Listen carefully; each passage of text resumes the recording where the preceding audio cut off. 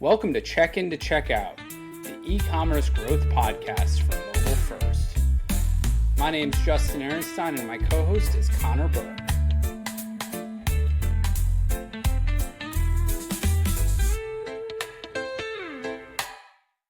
Welcome to Check In to Check Out. Today we have John Arquete, e-commerce director. Super excited to have him. He's actually going to talk to us about running an e-commerce business through trying in different difficult times. And so really excited to just get into it. So John, before we really jump in, how you feeling today? How was your week?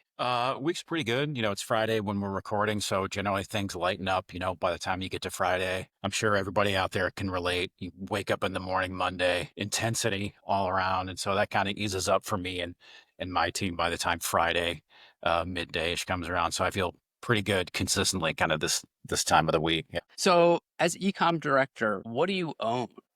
Everything.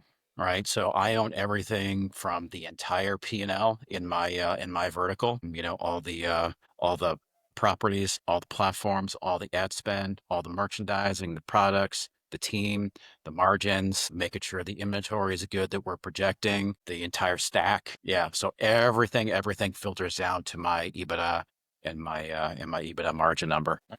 Do you feel like this is something we talk about with a lot of guests? And it seems maybe something that's, I think, pervasive in the role of e-commerce director. But how do you deal with burnout and having so much to do? How do you manage what tasks to delegate, what tasks not to, how to keep yourself from just getting overwhelmed by everything? Yeah, I mean that's that's the classic question, because of course, look, there are different e-commerce directors in different businesses and different sectors, categories with different tools and platforms and stacks to use. So I'm sure that varies for everybody out there, but but for me, I have pulled a lot of I've pulled a lot with me from my military days. I was in the Marine Corps way back in the day. I was a Marine officer. I had a lot of Marines, under my command. And we operated under this concept of centralized command, but decentralized control. So for many, many years, I have pushed control, authority, reasonable decision-making ability down and out to, the furthest and farthest reaches of my team. That way you are managing not everything every member of your team is doing in every area, but you're running your team, right? And then of course, so you have, let's say you've got 5 people, reporting to you on your team. You've got 5 core, people or items that you're running instead of 10 things they're doing times 5 people, 50 items to keep track of. So I do my best not to get too far in the weeds on where are we on every KPI or every milestone on every project or everything you're running. And I extract, or ask them to kind of give me the broad brush on a rolling basis. So I'm in good communication with my team on the core subjects on a rolling basis. You can keep, up to date with each other. That way you don't have to get too far down in the weeds all the time and really expose yourself to too much burnout. Sometimes it gets forced. There's a problem here. You got questions come from higher, the ELT team or whatever. And so you have to respond. But pushing down like responsibility and authority has worked out for me over the years, I'll say. Yeah, that's a great answer. I mean, it definitely sounds like it comes down to who you hire, making sure you have a team you trust, allowing them to work and do what they do well, tending to the garden you can reach, I guess, essentially, and hiring good gardeners. Yeah, for sure. Yeah. And the team appreciates it too. I mean, Right. how do you feel when you have really good room to maneuver? It gives you time to think, to ideate. You could take things to your boss. So that's one of my favorite like parts of the job is when I get this input from my team. I love it. So Yeah. my favorite thing to say to the team is like, awesome, idea. Like how do you think we should proceed? How can I help? That's a great answer. Love that. And within your team, how big is it? And do you have partners as well, or do you guys handle everything internally? Well, we have partners, so, like most people, outsource things that require kind of detailed like expertise that'd be difficult or expensive to build in-house, like the advertising agency, some creative, some consulting, here and there. Okay. We have multiple verticals at the company. So we have a highly matrix team. And so I do a lot of sharing of people at shared services teams. And so that's a kind of a double-edged sword. You work with people, you interact with them as if, say, they directly report to you, but they get measured, by other people. Or and you have to negotiate, who gets what time from what personnel, between your peers and other teams in the company. So, that's one of the things that I do spend my week on, is like negotiating, hey, which teams are doing what for, what director and what vertical. Yeah, but I've managed small teams and some pretty big teams. And I mean, when I was in my 20s and I was like a young lieutenant in the Marine Corps, I think maybe my biggest morning report was 157. So it was Wow. huge. And I've had, I started some companies with one direct report, and then a team. So yeah, building the team and hiring good people is fun. Nice. So, what does your current day to day look like with your current team? What's it mean to be an e-commerce director at Galls from a day to day Uh, perspective? yeah, a lot of meetings and a lot of prioritization and negotiation of those resources. For like it can be counterintuitive. When you move to larger and larger companies, one of the things everybody thinks is, oh, more and more resources, bigger and bigger budgets, bigger and bigger teams. But one of the things I found goes along with that is sharing resources and teams. It's a bigger pie, but you got to work hard to get your share of that pie. And so, it's not as fluid, getting access to, the all the time of all the people on various teams, and maybe not even all lined up at the right time when you would prefer to have it. So most of my week, frankly, is say meetings and reporting on what's going on in business. Everybody has kind of difficulties that come up you have to deal with, but I do a lot of resource prioritization and negotiation. Like we see that in the agency life with larger clients. You think like, oh, this would be a client I can really do something great with. There's a lot of, material. They have a lot of users. They've got a good brand. And then you get in there and there's so much red tape. There's you can't you it takes you like months to get any kind of work done. Whereas like the smaller clients, you can't really make as big of an impact, but things are just moving Yeah, crazy. So yeah, like that's right on point. When I was at kind of smaller companies, and I was running a lot of kind of multi-channel e-commerce, so selling Amazon and Wayfair and Walmart and Target, different places. I would have meetings with our counterpart teams, Wayfair and Amazon, those guys. And one of the things they would always say to me and my team is, you're an awesome partner. You do what you say you're going to do. We have the exact same weekly, quarterly, monthly meeting with all these vendors, and there's no progress. And they're at these huge companies where they are running into just that. And I got a smaller team, and I have a lot more kind of tactical control to execute. So yeah. yeah, we find that we end up having to do a lot of their job just to be like, "Oh, what can we do to make you get the permission to get the permission we need?" And then it ends up being this whole cycle. So I Yeah. know exactly what you're talking about from Yeah. that. And I'm sure it's frustrating because I've seen this from my chair, like Uh-huh. the agency or the vendor management teams, they just assume, that you have all this control and you can just go get it done. And Right. they don't have any idea how many contacts it takes to convince X stakeholder that we need to move in this direction or Yeah. do something. Yeah, yeah. They're like, just go tell the CFO, just show him this. Yeah, Yeah. okay, okay, okay, Mister. I'll just tell the CFO that. Yeah, let me get his attention first. Yeah. That's funny. That's awesome. So you've gotten into this a little as an ecom director. You only have time to be great at so many things. It sounds like you're great at negotiating it to get the resources you need. What are the skills that you utilize that you're great at now, and which ones do you rely on your team for? Yeah, I mean, I wouldn't go so far as to say that I'm like that I'm super great at that or that is actually my kind of core strength. My core strength, I would say, is managing and running the team, building the team, strategic direction and leadership of the team. It's not hit or miss, but it's you know, I have kind of an introverted kind of personality, so it does not come really naturally to me to go out there and just be super convincing to everybody else on all the teams, especially because, you guys might experience this. You bring all this kind of knowledge and experience to conversations, and it's kind of difficult to tactically decide how far back in the kind of like experience or e-commerce proficiency everybody else that you're talking to has. So you can make big steps, and I've made some where you have these built-in assumptions when you get on a meeting and are talking about something you need to get done for the agency or for your customers or on site. And not everybody really internalizes what you're talking about. And then if you get a little bit too far ahead of them, you've made a mistake, you said something wrong, it didn't hit right, you got to go back. Now you got to have another meeting next week. You know, it's uncomfortable. So yeah, that's definitely not the top of my game doing that. I'm much more comfortable like running the teams, I would say. Yeah. And from a marketing perspective, obviously you've been a marketer. Where's your strength within marketing? Yeah, my strength is kind of similar, which is, running the teams doing marketing and not all the way down anymore in the tactical execution. Yep. So way back in the day, I created the campaigns, I set the bids and the budgets, and I Uh-huh. wrote the copy and like I did it all. Yeah, right. I'm not the guy that you want doing that anymore.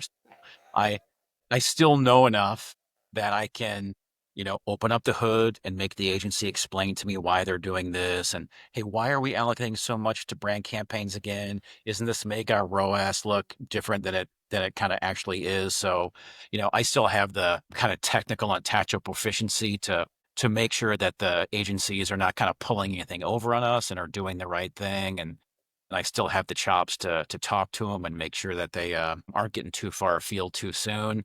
But listen, running the TikTok campaigns or logged into the Meta account, like that's not me anymore. You do not want me doing that for sure. Yeah, fair. Yeah, You but just and then gotta too, like how much are we, what's our efficiency ratio? How much are we investing? Is that consistent? Are there seasonal fluctuations we should expect? Things like that. That's more my game now. makes a lot of sense. Totally. The good news is that Google has just allowed PMAX to take everything over. So you probably So it's easy. All you do, yes, you just put your money in the slot, right? And then you just get like high return sales in return, right? Yeah. Yeah. It's super that's easy nowadays. Yeah. that's Yeah. how And it the works. attribution is perfect, right? Yep. Oh, totally. Yeah, yeah, Yes. yeah, yeah. Yeah. Yeah. Yes. 100% to Google. That's Makes reporting a breeze. Yes. Yep. awesome. So let's look back at your career for a quick second. How did you get started in e-commerce? I know you didn't go to school for it because no one did. So what was your kind of start into e-com? Yeah, well, it's funny. Like, so, no one went to school for it. And when I got out of college, guys, the day I graduated college, Amazon had not even launched as a website yet. Right. So l- I didn't even use email in college, guys. Right. So none of this existed. I got into ecom at my own company. So I was in the service and then I worked in finance for a while. And then my wife and I had a company selling stationery, custom wedding invitations. And, I kind of grew the wholesale part of that for a while. I got some good distribution. And then I converted that company from wholesale to direct to consumer e-commerce around 2007, 8-ish. I started, we had, if you guys can picture this, I had a one-page website, right? And I started just answering kind of facts on the website. And the answers to those questions, we stopped getting phone calls about, right? So then I started putting info and product, et cetera, on there, and uh, and I realized the financials on customers coming directly to you versus through the dealers and things. It evolves kind of organically, and then I had a design dev firm in San Diego build us this super awesome experience where you could go on there and customize your wedding invitations and they would change colors and fonts and text in real time and save it on a collection page. And it was built, are you ready? On Flash, right? Uh, right? Yeah, you're really yeah. The age is showing a little. There you Yeah, go. it was awesome. And it was kind of ahead of its time. And at the time, Magento was the only thing kind of going on. And, we knocked the socks off that. And then as soon as the kind of the iPad was invented, well, I had to rethink things and replatform. That's funny to hear the iPad is something like a turning point. Like, yeah, yeah, like a Sure. totally new technology, right? Uh-huh. Yeah, and so it made Flash, unusable. And there wasn't massive adoption yet, of course, exactly at that point, but there was enough. It was a problem. Yeah, I had to deal with it. Mhm. Totally. And one of the things that I've found in being entrepreneurial, because I was entrepreneurial in my career as well, is you just learn so much. Like the pace of learning, I believe, is like X of going into a company because you are having to solve every single problem and you understand how those problems connect to each other. Have you found that yourself, and has that accelerated your career? 100%. And, that proposition is just kind of backed up by you're writing the checks too, right? So, if there are things where you can, make a decision, it's worth it to hire somebody to help me figure this out. That's one thing. But often, you don't have that kind of timeline, right? If you have to figure something out, you need to figure it out like ASAP. You don't have time to think about it and then go out there and find some people who might be able to help you and talk to them and vet them and get proposals and this and that. It'll take a month. You have to make decisions now, right? So yeah, so I often tell people, and my team, I say this too, maybe they get tired of hearing it, but look, I've done every single thing there is to do, from hosting to creating products, figuring out the platforms, copy, creative, SEO, advertising, partnerships, feeds, inventory, you name it. Of course, I've shipped orders. I've dropped stuff off at FedEx. Mhm, I've been live on customer service for hundreds of thousands of calls. mhm. Yeah, I will say that's one thing that maybe many e-commerce teams nowadays don't have the benefit of having been on the front lines with the customers, right? So you run the company, you take those calls or the emails, you can spot a trend right away and see if you got difficulties or opportunities maybe.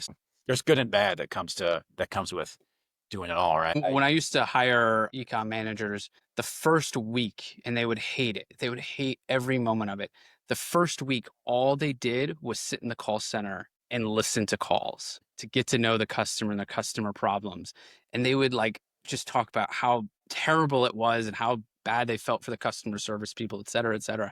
I said, now you know our customer. Now we can learn what everything about this company. Let's start your real onboarding. But Yeah. it's something that I think people need to be doing a lot more often, just really talking to the customer in a meaningful way. Oh yeah. There is a direct, not even dotted line, a direct line to my current, position and experience from taking phone calls from customers. Oh, I'm going to put that on the web page. I'm going to pre-answer that. That was the beginning of it all. Totally. I love that. So you started a company. What were a couple of the other key critical points to getting to an ecom director? Yeah, so I was running that company and I was running that company through the Great Recession of 08, 09. So, I was selling an expensive product that was centered around like a huge life event, weddings, right? So when, kind of credit, home equity lines dried up in the fall-ish of 2008, dude, the source of funding for my product like went away almost overnight. I had to pivot a couple times in my career because of huge kind of um, socioeconomic cycles or conditions, right? So the recession 08, 09, I had to rethink my product mix entirely. I had to kind of bring it down market. I had to change, materials. I had to change the website. I had to change production. I had to change the way we advertise for lower price product. Before I was in e-commerce, I was working in finance when the dot-com boom was busting. Very difficult environment in the markets, et cetera, with clients. There's been kind of political environments, uncertainty, like even in the past few months, you know, there's a lot of like pricing changes. Everybody's worried about margins. You got inventory coming from overseas, et cetera. So I'd say big inflection points are probably not, I've done, of course, proactive things. You take care of the customer, you create new products, you take advantage of new opportunities in different channels that you're seeing. But the big, big points where you look back, you're like, man, the iPad coming out and destroying my Flash site and a recession, those were ones where there's nobody that can just come in and you can pay them a consulting fee and fix things for you. Big, big external events that really cause you to have to like pull on those bootstraps, I'll say. That makes sense. Within those points, and I well done in all those successes. But now I want you to look at your failures a little, because I think that's more interesting to help yourself learn as well as others. What were some like what's one of your more memorable failures where you didn't succeed, and what did you take away from it? How did it propel you in the future? Yeah, I mean, I've got a good one. I mean, a couple roles after, my own company, I was working at this pretty awesome little kids furniture company, right? We made bunk beds and loft beds and super high quality product. And I saw, if you think back, this is probably 2015, 16. Hay Needle got bought by a company called Jet. Walmart bought Jet. The Amazon teams from the furniture category were calling people like me. Mhm. Wayfair had just, kind of become Wayfair from CSN stores.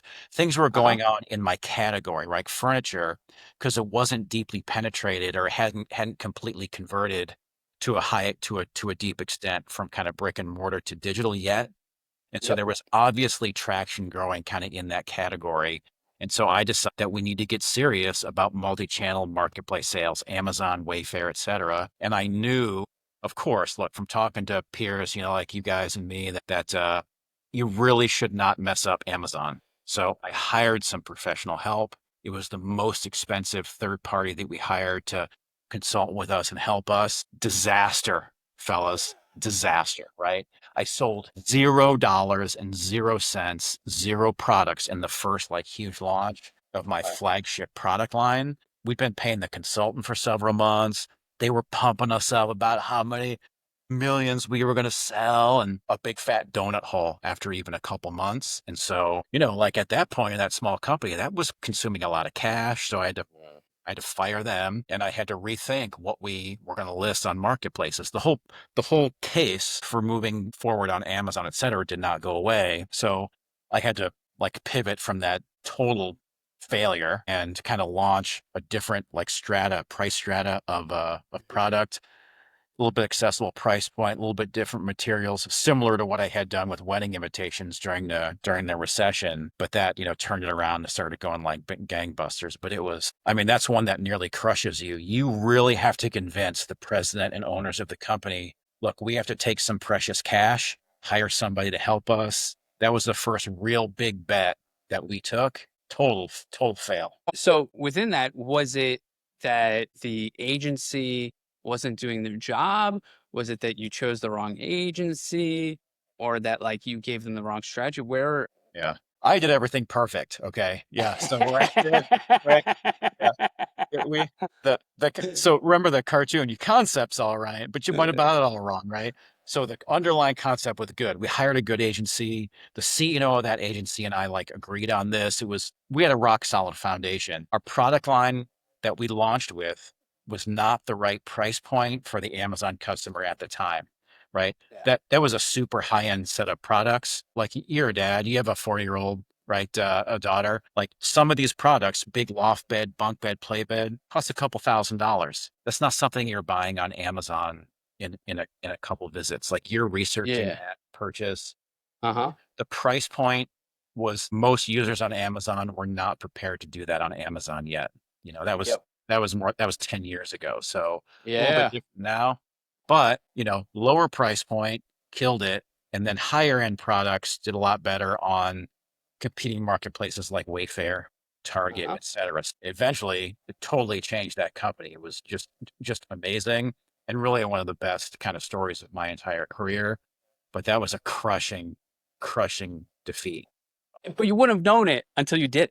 Until you took that risk, till you put yourself out there Yeah. And and the agency was stoked about it. They were telling us how awesome our products were and, all that stuff. And to this day, I don't know how much of that was just, pumping us up or if they really thought that too. I have to believe they were, you know, earnest about it, but sometimes I wake up in the middle of the night and I don't know. so now we're going to get into the checkout portion of the show. What are some of the things that you've learned running e-commerce through uncertain times? You've been doing this a while. You've seen some ups, but you've probably seen a lot of downs. How do you prepare for yourself? And what do you do because we're in a little bit of uncertain times with tariffs, I think impacting a lot of people. I think economic trends are mixed. So what are you doing to prepare and how do you think about uncertain times? I have never gone wrong by talking to and listening to the customers, right? So when in doubt, go back and sit in the call center and listen to the customer service calls or take some, right? Or interview your customers again, right? So, that's probably something I kind of overlooked in inflection points is when I went back and took another second look at having conversations or getting info or feedback from my customers, man, it kind of reopened your eyes. At that furniture company, I, relaunched a new site on a new platform, and I read the content strategy, and we just got information from customers that we just assumed our way right over the core proposition these customers were telling us, right? And it changed the whole direction of the flagship line and website of the company and doubled it and then tripled it. So yeah, so in my experience, I'll say if you're as closely connected as you can be to your customer, you're going to be able to make kind of tactical decisions, and you have to maybe eat a few margins or spend a few advertising dollars or, kind of refocus your inventory more specifically here, whatever it is tactically you have to do. But, if you're going through uncertain times and you're disconnected from your customer, you're probably going to be in a lot more trouble. Right. But if you have like I've seen you post about things like testing, Justin, and doing things on site. I have always tried to, sometimes this gets away from you, but if you're looking at the data on site or GA data or margin data or category data, but nobody on your team can articulate kind of like a hypothesis on how this filters all the way down to what the customer is experiencing, feeling, doing on your platforms or on your sites or on the marketplaces, man, you should probably pause, before you continue. It's hard to do it 100% of the time, but I like to have an articulable hypothesis, like about how this is like going to affect the customer, or why the customer would do this or that in conjunction with whatever test or change, we're making. So customer, customer, customer. I love that. I couldn't agree more. So how are you currently talking to your customers? What do you find works to really understand what the customer's feeling and needing? Yeah. Now, luckily enough, my customer, look, in the military segment, these are young military members. Okay. So I was a young military member back in the day. Luckily for me, right, there, there is a, there's kind of a, there's a through line that goes from a current day soldier to John when I was in the Marine Corps in the 1900s, as my son loves to say, all the way back to the Roman Legion, right? Like those guys cared about their feet and how much their gear weighed and stuff like that. So there are some things that I know about my customers that I know are not likely to change, right? Yep. What is likely to change is where are they consuming content, who's Uh-huh. influencing them to buy stuff, et cetera. How do you listen to your customer? How do you talk to your customers? How are you getting feedback? Yeah. You know, I I read all of the like product reviews on the site. I read all the Q Uh-huh. and A's. Love It's that. hard to look at all of the customer service inquiries because they're on a huge other team that's supporting. But my brand also has 105, 106 stores out there around the country on and around military bases. So, there's a whole retail team that funnels up like real life, day to day, everyday experience. But I read all the SMS responses. Sometimes they're not, That's funny. which sometimes are pretty salty and fun. So yeah, so I try to look and as close to the real time as possible at what these guys are bothering to respond to. And then I color it with my own experience. And then of course we have, like I said, things bubble up from all those stores all the time, which is a real advantage. Totally, totally. So, and you know the customer story. You can be probably empathetic to them in a way that a lot of others couldn't. Oh yeah, and like this has helped in a very practical way. So, like maybe you guys know or don't know this, but when seasons change and you got to have different gear, different, clothing or uniform items, like if you're a soldier, like you have to have those. Like if you were, back in the Marine Corps, there was one day a year when seasons change and you roll your sleeves up, and then in the fall you roll your sleeves down, and that's kind of like that's like a seasonal change. When you need to show up to formation with a certain uniform item, these soldiers have to have things, and it's not like you roll into the office and your blazer isn't exactly right. Like you show up to formation, you got to have all your gear in one sock. That's a Totally. huge deal. Like not everybody on, say, the merchandising teams or the inventory teams or the content or creative teams understand that your uniform as a soldier or an airman or a Marine is the most visible thing about you. You're walking across base. First sergeant is like, get over here. Come here. Like, let me see this, an Irish pennant on your uniform or your name tape's jacked up. Or these guys have to have this stuff and it has to be squared away. And it's really hard to understand that unless you have experienced it. So yeah, that's kind of advantage for me, kind of being in charge of Totally. a business that I internalize that. Totally. And one more question on this. So you take these user findings, whether you talk to the customer, whether you're empathetic to them, whether you're reading the reviews, the SMS feedback, how do you then apply that? Do you put it on your site and kind of measure what happens? Do you run experiments? How do you measure the impact, or how do you know you're heading in the right direction as we're going through these changing times? How do you know that you're making the right progress? Yeah, it can be really hard because especially for me and my customers, man, listen, I wouldn't want, this is public, but there are plenty of people out there who run data-driven businesses. Please be careful about the disconnect between the data and what you are assuming that your customer is actually thinking or doing or why, right? So, soldiers have to buy things, but soldiers also want cool options. They're young, you know, it's really hard to overestimate how much young soldiers need to feel that sense of belonging to their unit, right? And their service. And so if everybody else in their squad leader, their platoon leader has a certain piece of gear, wears it a certain way, super influential. So if you see you look at data, we all know data comes from one place, right? The past. Okay. There is a connection, like I said, starting so and so today to Lieutenant Arquette back then to the Roman Legion. But you know, guys discover new brands of gear or new cool things, and they can, experience or latch a hold of, micro trends too. There's no way to tell what that's going to be by looking at, you know, this week last year in the data necessarily. And then three, I don't know. But whatever it is that you're doing based on the data, if it's not authentic, you can really harm yourself. So I spend a lot, probably more of my time making sure that whatever insights I'm able to extract from the data, that however we project those in a test, in copy, in photography, in email or SMS, messaging, that it's as authentic as possible, right? So, you know, I pulled this young woman who was on our team, doing emails for us. I did a lot of work with her, and I said, "Hey, listen, we're going to start changing the messaging on some of these emails, and don't get worried, but we might use the word kill, right? We're going to say killer deal or this kills, and so hopefully we start using some." Not over the line language, but if it Mhm. makes you as a kind of a young civilian a little uncomfortable, that's probably perfect, right? And it's going to be Yeah. super authentic.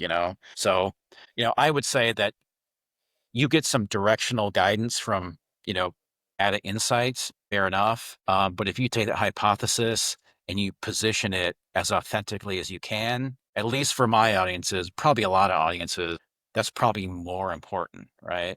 I think that's huge. That's such an important part of I'm surprised at the number of people who don't take that level of interest in their user.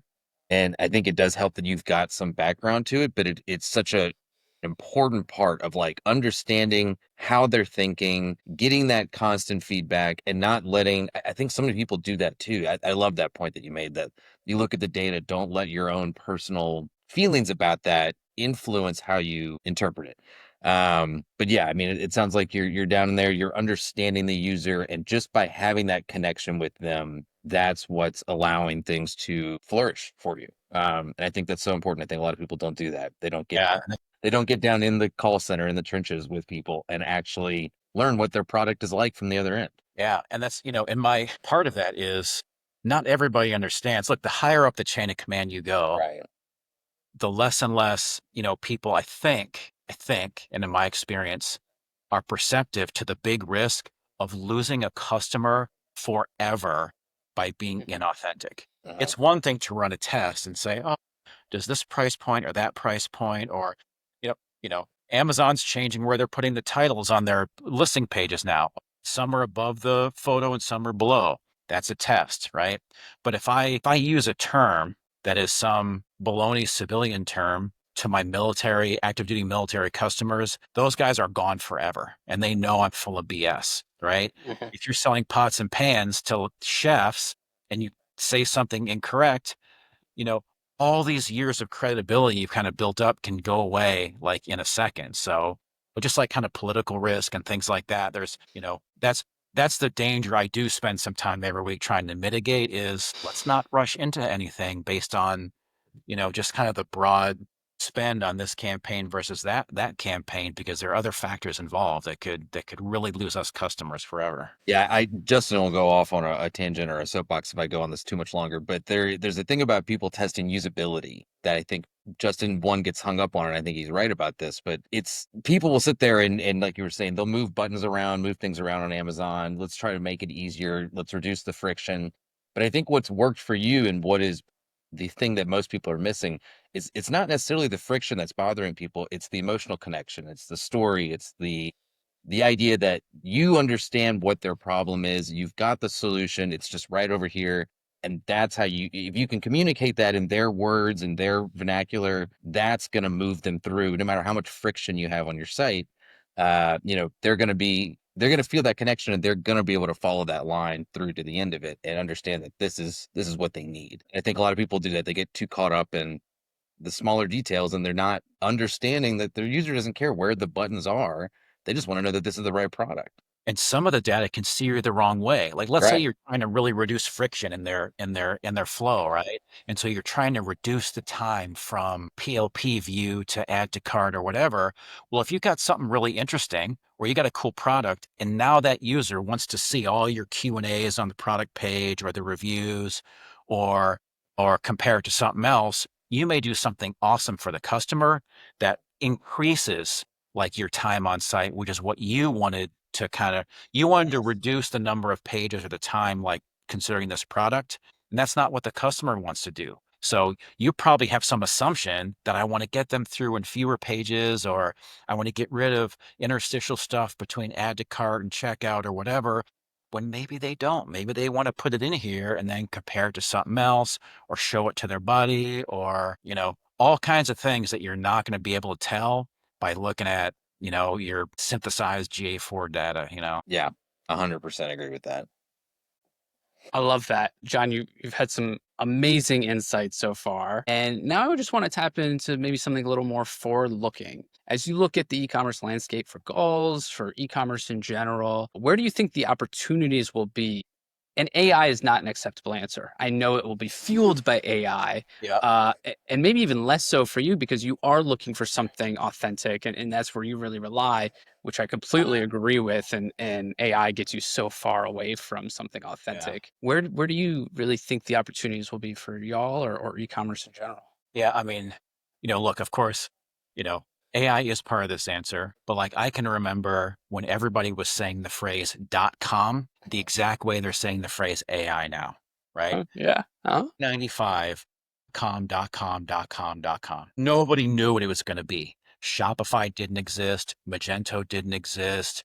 Uh, you know, mobile e-commerce did not exist. Amazon didn't exist or whatever. So in my mind, AI is similar to that. It's this huge open field or blue ocean or whatever you want to call it. But in my mind, like AI is going to change things in probably not one, but probably a significant way I'm thinking about is there are plenty of companies out there that are selling on websites, B2B companies who have, pretty old antiquated tech stacks, old ERP systems, custom platforms or whatever.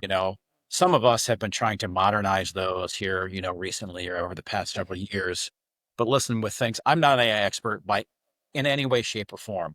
But if you look at the way agentic AI is going to just explode, making tools like a Shopify or marketing platforms better and better and better and more efficient. The companies that are on these old stacks with all these old platforms are now not just 10, 15, 20 years behind. Next week, they're going to be 30 years behind and even farther. So, in the time it's going to take them to kind of take an old, stack and change it and get on a new platform that has some AI stuff built in, everybody else will have gotten up to speed on using it just like every day. Like think about your creative teams. Like think about your creative teams that just go into Photoshop or Illustrator and they delete a background with a click or something. Uh-huh. Mhm. Like way back in the day, you had to select this and use it, and it took an hour. You had to stuff up and cut it out and use more photography. So if you just think about the things you can do like magic in kind of creative platforms, think about what's going to happen on ecom platforms and marketing platforms and things like that. And so in my mind, there are going to be a lot of big companies, and the leadership teams of those companies are going to have to wake up very, very soon to the fact that maybe they should have listened to people like us 2 years ago and gotten their foot onto platforms that will just be able to have these modern tools built in. And then they don't have to go out there and build an AI team and build stuff themselves and things like that. So I'm looking forward to having a lot of tools and platforms and systems figure AI stuff out for me so I can use it just like Photoshop. Totally. I think like what you're talking about is the cost of being on a home built solution or an old solution that isn't necessarily being upgraded is going to be a lot higher because you're just going to be, while the costs may not go up, but the opportunity cost is just going to explode. Yeah. And it's not only just for the e-commerce platform, it's for the CMS, it's for the marketing platform, it's for every single platform that you decide to home build because you needed the custom solution. Now the cost to have parity in tools is just going to be exorbitant. Absolutely. Before you could get away with just servicing the cost of your technical debt. I'll just make the interest payments, right? Yep. Just like you said, the opportunity cost, everybody else is going to be getting rich and they're going to become AI billionaires, right? Yep. Figuratively speaking, while you're like, oh man, should we move to Shopify? Should we get a modern platform? Oh, I don't know, are we going to scrape up, 200ths of a basis point, on our merchant fees or something? And you argue about that, for 6 months. Yeah. So I think some of those things are going to come to light real fast. We've all been in a situation where a member of the leadership team says, "Hey, why aren't we doing this? Or can we do this?" Mhm. Yeah, those guys are on an amazing, platform, or I could do this in 30 seconds on Shopify, but this is an IT project that will take a month on the current structure. So yeah, those sorts of things, I think that gap is going to get bigger and bigger, faster and faster. Agree with that completely. As someone who has built an e-commerce platform from the ground up that's no longer running, it sounds so sexy. Like, I'm going to have total control. I'm going to be able to do anything in the world. It's going to be Yes. amazing. I would advise against it heavily. Yeah.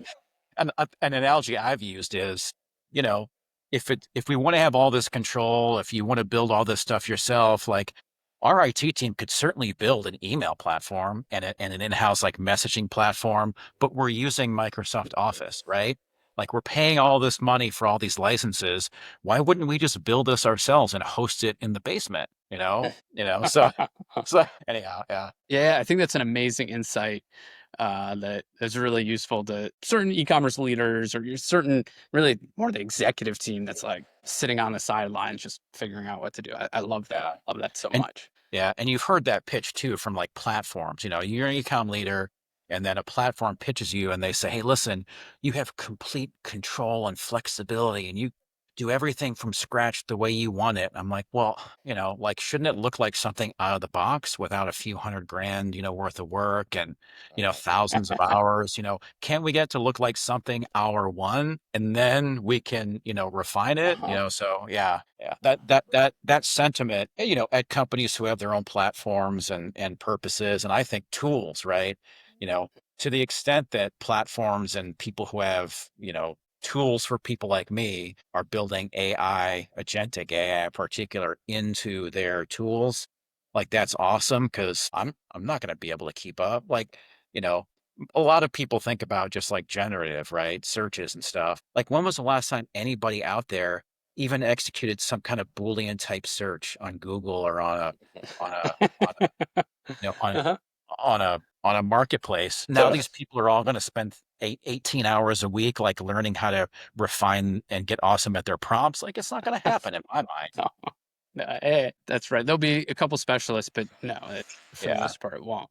I think that's right. So, lastly, to tie it up, what's on your reading list? What are you excited to dig into? What are you listening to? What's keeping you excited right now? Whether it's personal, professional, any of the above. Yeah. Like professionally, of course, you know, I don't have all the time in the world to keep up and get up on everything, right? So look, of course I have LinkedIn open all the time. Your posts come up, Justin, right?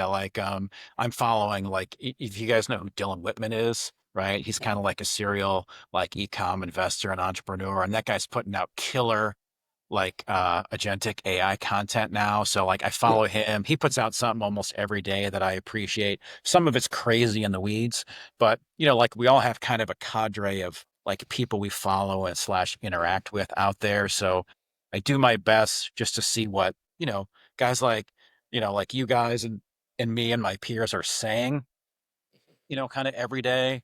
I don't go to a lot of conferences because they take a lot of time. So professionally, I'm trying to keep my nose above water just with my peers, Mhm. because especially I'm trying to pull this like larger perspective, 95, 96, 97. If you just try to kind of keep up with everything that was going on in .com, the world of .com, like impossible. Like everybody were talking about all these, all this software people were building and, people were so proud of how they were writing HTML and creating their own style sheets and this and that and crazy ideas for .com companies. If you just look back at the gazillions of hours people wasted trying to keep up with the next guy on all this stuff that was no factor by say 2001 or something. So I'm trying to be a little judicious with my time and brain power. I don't know. That's that. How's I that? love it. That's Yeah. Smart move. perfect. That's Yeah. perfect. Yeah. And as I'm writing things, I try to think like, what's going to be true in 2 years from now? Like, what's still going to be true? Because I can't. There's a Yeah. lot of things that'll change, and I'd rather speak to what was true 2 years ago and will be true 2 years from now. That's how I think about it. Yeah. So, thank you so much for your time, John. This has been truly insightful. Yeah. It was a So pleasure talking to you guys. awesome. Thank you. Thank you. Thank you.